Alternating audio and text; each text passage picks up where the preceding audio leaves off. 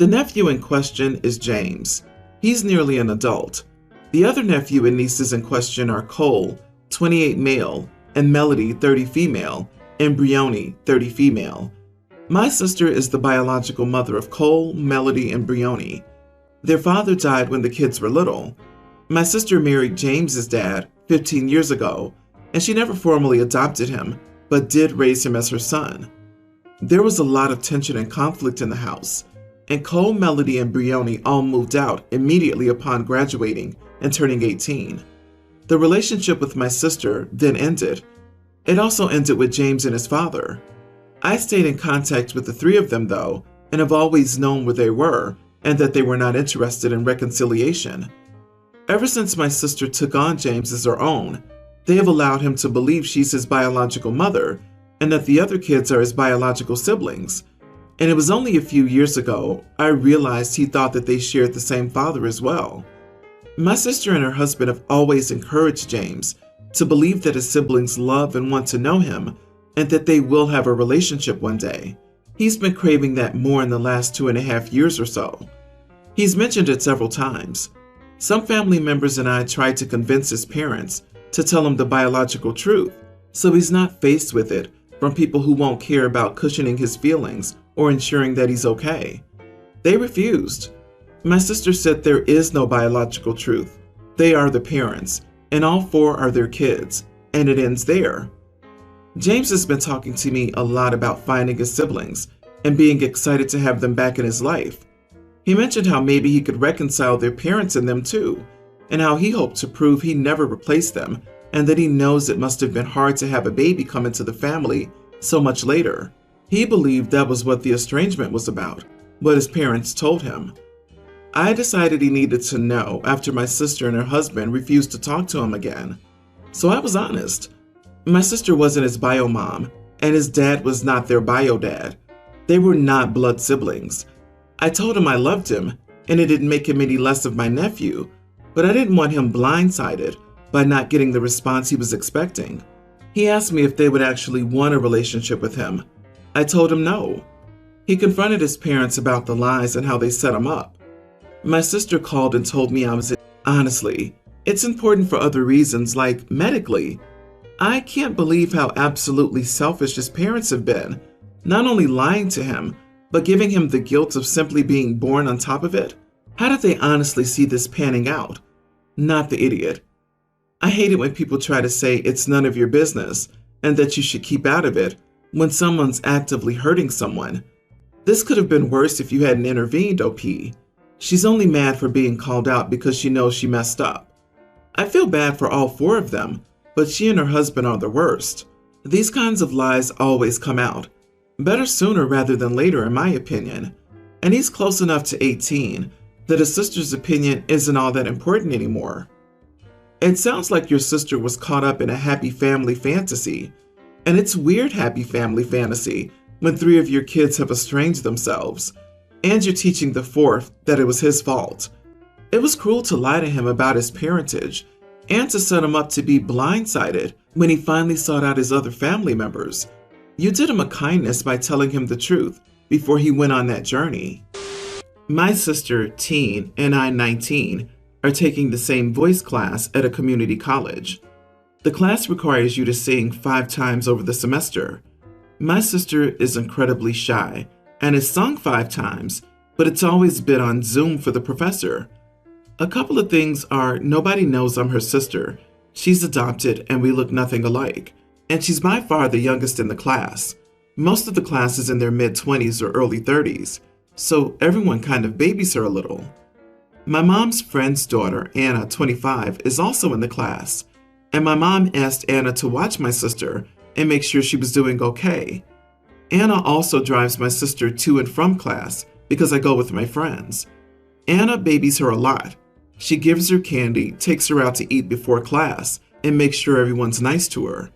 My sister sang on Tuesday, and when she was in a practice room, Anna went around and told everyone to clap for her, no matter how she did, and only to give nice comments because she was terrified. Then my sister sang and she sucked. She was looking down the whole time and had her arms around her chest. They had to restart the song for her twice. She was ahead of the music and didn't get half the notes right. Everyone clapped for her except for me. Then it was time for comments. I was not rude, I just told her that the song needed a lot more work and she should probably pick a different song and that she needed to calm down before she sang again. She ended up crying and Anna gave me a death stare. Anna ended up taking her home early, and when she got back to class, she pulled me aside and asked if I had to make those comments and if it was necessary. It couldn't have waited until we were home and she wasn't on stage in front of the class. So I said that I would have said that to anybody and that she doesn't get special treatment just because she's afraid to talk or sing in front of people. When I got home, my mom yelled at me for being mean to my sister and said that she cried in her room for half an hour because of how her performance went. I don't think it was a big deal, but everyone else does. So I wanted to know if I was the idiot. You are the idiot. I teach theater at the college level. Rule number 1 in my class, and every performance class I've ever taken, is to applaud everyone unless you are explicitly meant to withhold applause. You honor that person's work every time, without fail. The feedback is perhaps a different issue, but it sounds like you went out of your way to bully your little sister, not to offer the same constructive feedback you'd have given another student. Do other students typically give harsher feedback, or is that usually the professor's job? In either case, while Anna's not doing your sister any favors, you are far more the idiot. Feedback should be things like, "It was very brave of you to perform, and it was clear that you were nervous. Next time, some deep breathing ahead of time might help with the nerves. I like X about your voice, and think a song like Example Title would showcase X more effectively than this song did." Yeah, you can't justify being rude and crappy with, "It's the truth." The rest of us learned polite communication in kindergarten. Smarten up. Agree. Being nice costs nothing, especially to someone who just sounds like she's starting out. She was trying to overcome fear, and you made the experience more embarrassing. People with anxiety about doing certain things need to expose themselves to the situations to learn there's nothing to be afraid of. You showed her when she tries, if she fails the first time, you'll be there to tear her down instead of pushing her up. Full disclosure, I, 47 male, never witnessed anything myself and don't really know these people. Everything I'm about to write comes from what my wife, 39, has told me. This situation is about the neighbors directly across the street. They moved in a couple of years ago and are a young couple. If I had to guess, I think they're in their early 30s. We wave to each other when we see each other and have said hi a few times, but I don't know their names. I'll just call them Bob and Susan. Apparently, Bob leaves for work earlier and comes home later than Susan. My wife has a hybrid schedule where she works part of the week at the office and part of it at home. Her home office is in front of our house and looks directly into the house across the street. Recently, she's been telling me that when she works from home, she sees a man visiting the neighbor's house, either after Bob leaves for work or before he comes home. She swears she's once saw adult activities between this stranger and Susan because their curtains were open. At first it was just humorous, but as the weeks passed, my wife became more agitated with the situation. She wanted me to talk to Bob to tell him what was going on, to which I refused because it's not our problem and we don't know if they have an arrangement. Then she took pics on her phone to show me the car and the guy. It was almost a fight to make her delete the pics. Now the agitation has turned into full-blown anger at me. Basically, she's mad that I'm not more concerned with Susan cheating on Bob. I told her I have our lives to live, and I simply don't care what goes on in their house. This answer angered her so much that she slept in the guest bedroom for a few nights. I don't feel like I'm doing anything wrong by minding my own business, but I also slept alone for a couple of nights. Not the idiot. Why doesn't your wife waltz on over there and sing like a canary? Why is this so important to her to butt into these people's lives, but doesn't have the stones to do it herself? Your wife is a huge idiot for wanting you to do her dirty work for her. If this blows up in somebody's face, it will be yours and not hers. Let her continue to sleep in the guest room. You've done nothing wrong. Do some people not understand that sometimes people know their spouses have side relationships or that interfering in other people's extramarital affairs is how you end up on Dateline. I wonder if there might be something else going on in your marriage that you're unaware of. Your wife is acting bizarre, obsessing over this other couple's relationship, and then punishing you for not caring. Is everything okay in your marriage? I think the wife needs to worry about her job instead of making up a soap opera in her head. She sounds bored and in need of drama in her life. However, she may take your disinterest in the neighbors' lives to mean that you're okay with infidelity. This could create problems in your relationship. I, 33 female, am currently 5 months pregnant. My husband, 35, is on a business trip and should be back next month.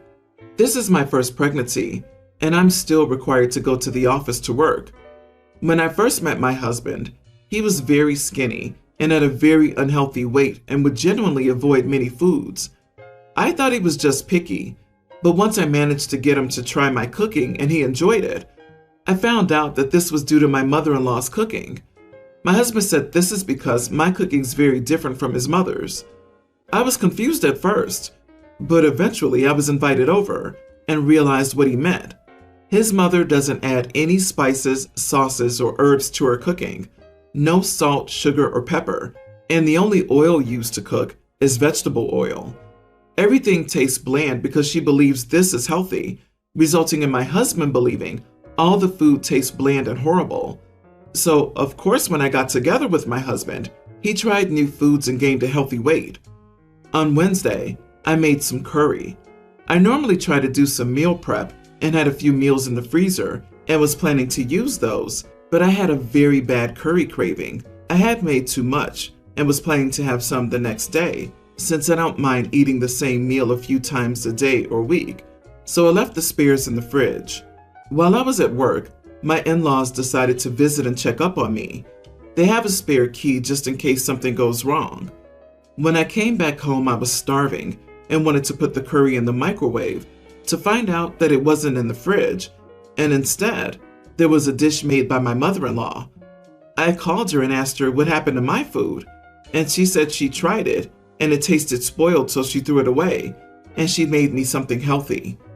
I ended up ordering takeaway that day, as in my current state, I find her cooking beyond revolting. Today I put the fish she made in the container and gave it to the homeless person. Unfortunately, it seems someone saw me doing that, as within a few hours I got a dozen messages calling me an idiot, including my mother-in-law. My husband is on my side here, but am I the idiot? I can't believe you'd subject a poor homeless person to that. It sounds disgusting. Okay, jokes aside, not the idiot. Your in-laws threw away your food because it wasn't to their liking and replaced it with their bland garbage. That's incredibly passive-aggressive. I don't blame you. And you need to change the locks. They went into your home without your knowledge and threw away something of yours. This time it was curry. What will it be the next time? Formula because you're poisoning her grandbaby? Clothes because it doesn't fit you anymore? Why was she in your fridge snooping? It makes me wonder where else she was snooping and how often this happens. No more keys for them. Yep, if you let yourself in, i.e. break into someone's house when they're not home and throw away their food, you lose your key privileges. Hun, I would get those keys back or change the locks since they showed they couldn't be trusted. And you know she made copies for emergencies. To be honest, OP, it almost seems like the in-laws or something is stalking you. For your sister-in-law to just happen to walk by that very homeless person after work and look long enough to know that it was her mother's seems so far off. Like weird how they assumed it was the same food your mother-in-law left and then got irate so quick that they didn't even have the decency to ask you if you make stuff for homeless people. They went nuclear, trying to involve your husband. Red flags. OP, when they showed up to check on you, your in-laws knew you weren't home either. I mean, if they didn't see your car, why not call or text to see how you were doing and when you were coming home? This. All I could think of is someone's watching her. Do they have cameras set up in her home? I can already hear 1,000 abusive excuses for it, but it doesn't matter. She's being watched, And not in a healthy, checking if you need anything while hubby's out of town way. Scary. A girl, 18, at my school is a fat positivity activist on TikTok. She films herself eating, twerking, and making the fat on her butt jiggle for the camera while saying how in love with her body she is. She's always saying that being fat is an honor and beautiful. This is important for later on. For a public speaking assignment in class, she wrote about how modeling should be illegal because the models in Fashion Week are skinny and tall, and they look like freaks and not like normal girls, and they make everyone feel uncomfortable watching them. The whole assignment was about speaking calmly and effectively, but she spoke angrily and aggressively. I'm pretty sure her whole speech was directed at me because it's known at school that I walk in Fashion Week, and she was weirdly staring me down. For the audience counter-argument part, the teacher asked me what I thought of the arguments since I walked in Fashion Week. I said I thought it was all pretty ridiculous, of course. The girl and her girls came up to me at lunch and said that I was eating fruit salad because I have disordered eating, which I don't. She then said, "You're only allowed to walk because you're tall and skinny, just so you know," in a derogatory way. I said, "And you're not allowed to because you're short and fat, so what's your point?" She yelled, "And the mask is off. I was waiting for you to show your bigotry and insult me." However, if being fat is an honor and beautiful, as she's always said, I don't see how stating she's fat is an insult or bigoted. Of course I would be angry if someone called me fat, but that's because I don't see it as an honor, and she supposedly does. Not the idiot. Hypocrisy at its worst. The mask is off? Clearly she's been trying to get you to respond in a certain way to prove her point. It's kind of a shame that you did. It might have been more effective to just feign ignorance at what she was getting at and let her continue to make herself look like an insecure moron. It sounds like she's deeply insecure about being obese and that the whole fat positivity thing is a front she can put on to deflect shame or other negative feelings about herself. If she promotes body positivity, she should be reminded that fat is not an insult. Moreover, short. Congrats on walking in Fashion Week. Modeling can be hard work. It takes a lot to get out there and do it. Everyone's the idiot here. I feel that you both have been throwing passive-aggressive jabs at each other for a while. So yes, she was wrong to approach you and comment on your body, but from the way you say, making the fat on her butt jiggle for the camera, it makes me feel like you too have probably said and done some things. You're both espousing toxic attitudes about bodies. You're just two sides of the same coin.